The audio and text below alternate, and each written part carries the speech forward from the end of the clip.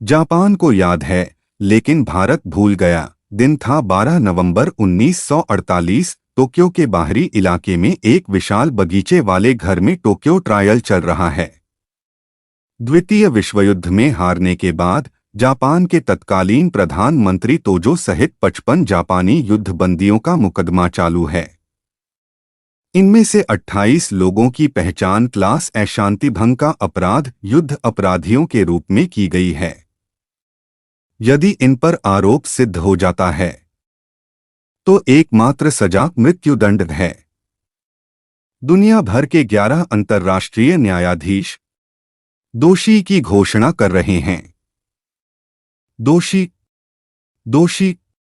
अचानक एक गर्जना, दोषी नहीं, पूरे घर में सन्नाटा छा गया कि यह अकेला असंतुष्ट न्यायाधीश कौन है। उनका नाम था राधा विनोद पाल, जो उस अदालत में भारत से पहुंचे एक न्यायाधीश थे। राधा विनोद पाल का जन्म 1886 में पूर्वी बंगाल के कुंभ में हुआ था। उनकी मां गाय की देखभाल करके अपना जीवन यापन करती थी। बालक राधा विनोद गांव के प्राथमिक विद्यालय के पास ही गाय को चराने ले जाया करते थे। जब शिक्षक स्कूल में पढ़ाते थे तो राधा विनोद स्कूल के बाहर खिड़की पर खड़े होकर शिक्षक जो पढ़ाते थे उन्हें सुना करते थे। एक दिन स्कूल के बारे में जांच करने एक अधिकारी शहर से स्कूल का दौरा करने उनके गांव आए। उन्होंने कक्षा में प्रवेश करने के बाद छात्रों से कुछ प्रश्न पूछे। सब बच्चे चुप थे।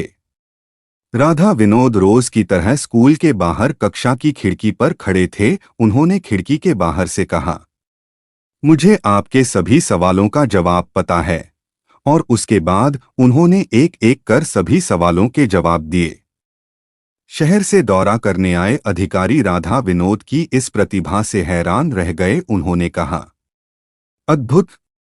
और पूछा, आप किस कक्षा में पढ़ते हो? राधा विनोद का जवाब आया, मैं नहीं पढ़ता, मैं यहां गाय को चराता हूं। जिसे सुनकर हर कोई हैरान रह गया। दौरा करने आए अधिकारी ने उन्हें स्कूल के अंदर बुलाया। फिर स्कूल के मुख्य अध्यापक से राधा विनोद का स्कूल में प्रवेश लेने के साथ साथ कुछ छात्रवृत्ति प्रदान करने का निर्देश दिया।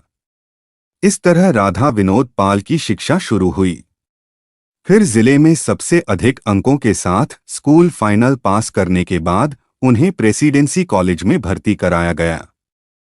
एमएससी गणित होने के बाद कोलकाता विश्वविद्यालय से उन्होंने फिर से कानून का अध्ययन किया और डॉक्टरेट की उपाधि प्राप्त की। 2 विषयों के विपरीत चुनाव के संदर्भ में उन्होंने एक बार कहा था, कानून और गणित सब कुछ के बाद भी इतने अलग नहीं हैं। यह थी राधा विनोद की बचपन की कहानी। अब बात अंतर्राष्ट्रीय न्यायालय टोक्यो की।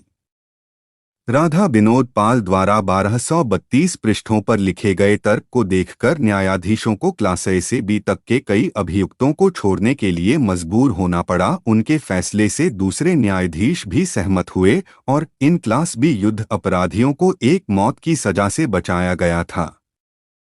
अंतर्राष्ट्रीय अदालत में उनके फैसले ने उन्हें और भारत को विश्व प्रसिद्ध प्रतिष्ठा दिलाई। जापान इस महान व्यक्ति का सम्मान करता है। 1966 में सम्राट हिरोहितो ने उन्हें देश के सर्वोच्च नागरिक सम्मान कोक्को कुनासाओ से सम्मानित किया। टोक्यो और क्योटो में 2 व्यस्त सड़कों का नाम उनके नाम पर रखा गया है। उनके निर्णय को कानूनी पाठ्यक्रम में भी शामिल किया गया है। टोक्यो की सुप्रीम कोर्ट के सामने उनकी प्रतिमा लगाई गई है। 2007 में प्रधानमंत्री शिंजो आबे ने दिल्ली में उनके परिवार के सदस्यों से मिलने की इच्छा व्यक्त की और वे उनके बेटे से मिले। राधा विनोद पाल का नाम जापान के इतिहास में याद किया जाता है। जापान के टोक्यो में उनके नाम एक संग्रहालय और यासुकुनी मंदिर में उनकी एक मूर्ति है। उनके नाम पर जापान विश्वविद्यालय का एक शोध केंद्र है। जापानी युद्ध अपराधियों पर उनके फैसले के कारण चीनी लोग उनसे नफरत करते हैं। वे कानून से संबंधित कई पुस्तकों के लेखक हैं। भारत में उन्हें भले ही गिनती के लोग जानते हो, शायद उनके पड़ोसी भी उन्हें नहीं जानते हैं। इरफान खान अभिनीत टोक्यो ट्रायल्स पर एक हिंदी फिल्म बनाई गई थी। लेकिन उस फिल्म ने कभी सुर्खियां नहीं बटोरी। भारत सरकार द्वारा भी उन्हें पद्म विभूषण से सम्मानित किया गया है। वैसे तो बहुत सारे अंडररेटेड और अज्ञात भारतीयों का इतिहास है, लेकिन ऐसे भारतीयों जिनमें राधा विनोद पाल ऐसे नाम हो, उनके बारे में हर भारतीय को जानना चाहिए।